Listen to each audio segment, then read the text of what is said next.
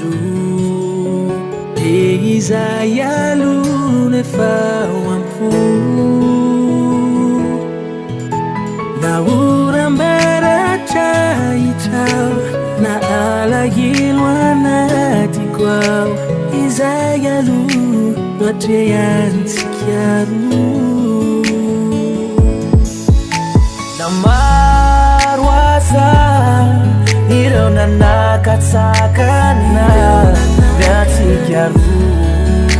de lay fitino abana oampo hanaratsy atsika izy reny fitiavatsika nezo leo fizay tongeo de atreantsika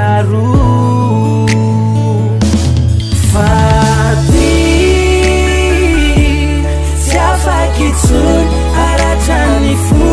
raisaratu tsy hifandao tsy hokilalau maikany eo anilanao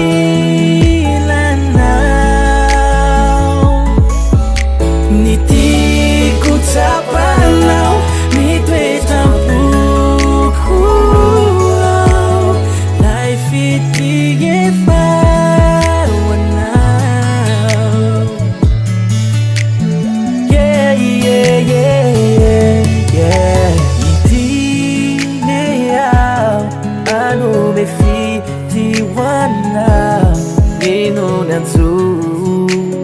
de izay alona efa oampo na oram-baratra hitrao na alahelo anatiko ao izay aloha loatreantsika na maro aza ireo nanakatsakana gantsika ilay fitino abana oampo na anaratsy atsika ireny fitiavantsika niezo leo fizay tongeo de atreantsika